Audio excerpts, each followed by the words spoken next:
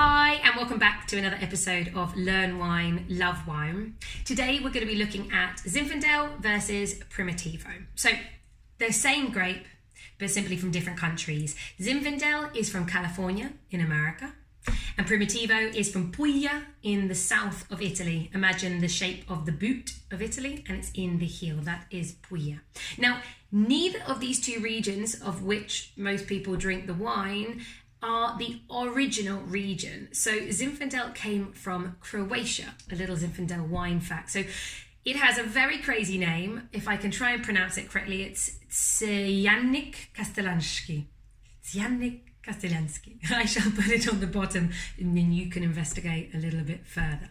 So I'm going to focus on the two regions though where people can generally buy, California and obviously Puglia in Italy. So in California, a lot of people are still surprised that Zinfandel is a red grape and makes red wine. In the 1980s, there was a bit of a boom for this white Zinfandel, which is a rosé. It's a blush wine. It's a medium sweet wine. The grapes were not left on the skins very long, hence why they're pink. And that's become very famous and is still famous now. So a lot of people don't realize what Zinfandel can be or actually is in its best form. So Zinfandel as a red wine can actually be anything from the lighter, very fresh, easy drinking reds, all the way up to even a fortified wine, very much like port, so up at the 18%. Now, interesting, what I like about Zinfandel is, so Primitivo, the name of what they call it in Italy, actually means early ripening in Italian. So that's why they named it that. There's history for that, because it ripens much quicker. Now, what often happens is the grapes are left the normal time as every other grape, and of course that's accumulating way more sugar than the other standard grapes. Sugar means alcohol. So with that, you generally have the ability to make much more full-bodied alcoholic wines. So do not be surprised if you find a lot of Zinfandels and Primitivos around that 15% mark. But nowadays, we are finding wines that they're trying to make a little less alcohol, so they'll be picking them a little bit earlier.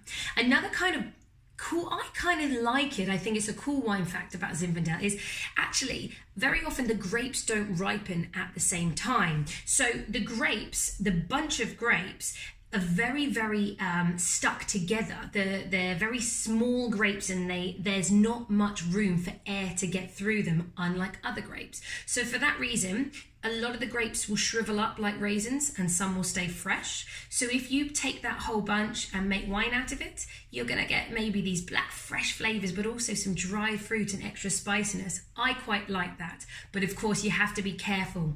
Not only if the whole bunch gets very raisiny, that's going to be horrendous.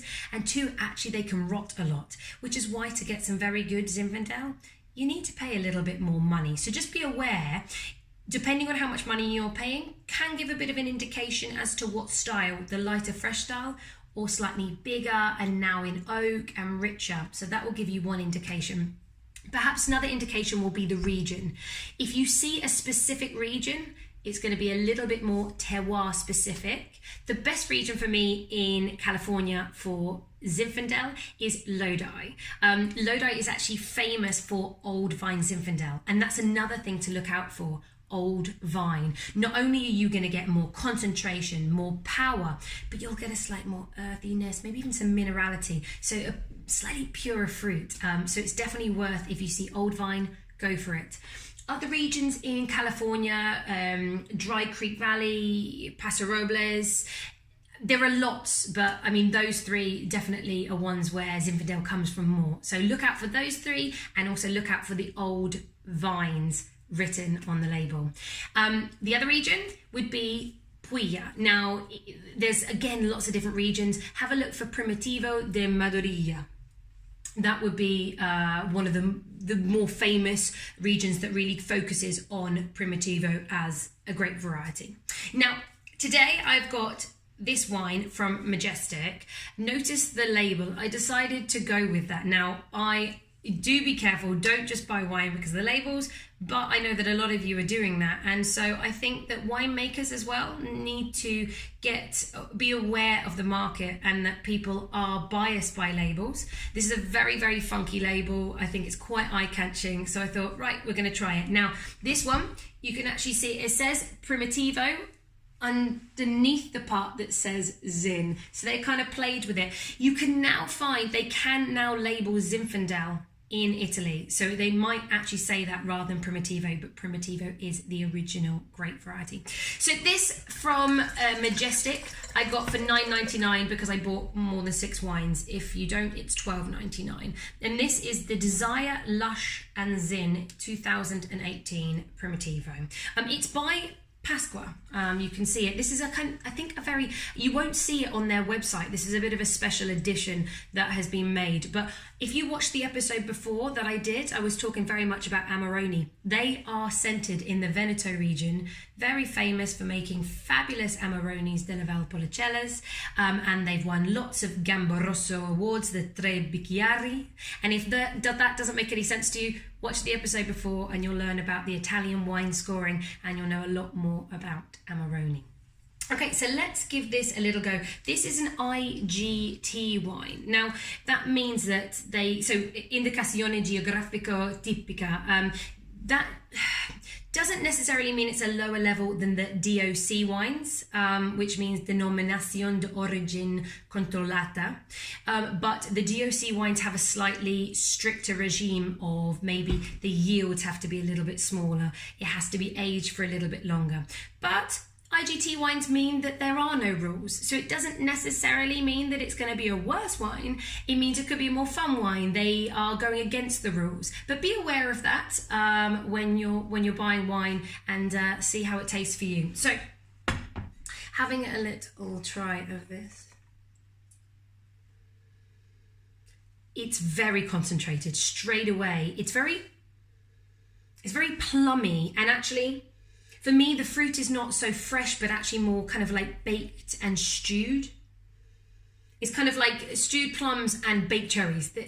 It's a really interesting one, quite, again, spicy, and definitely those dried raisins. They've definitely made sure they've kept some of those dried grapes on the vine when they've made it. You can smell that dried fruit. It's very perfumed. There's like some blueberries. Actually, the nose is beautiful. I didn't expect it to be so big and so intense. I expected a lot less. So this is a quite nice, happy surprise.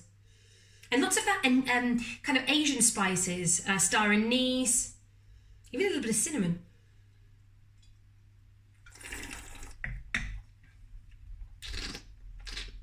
Wow. It is very big.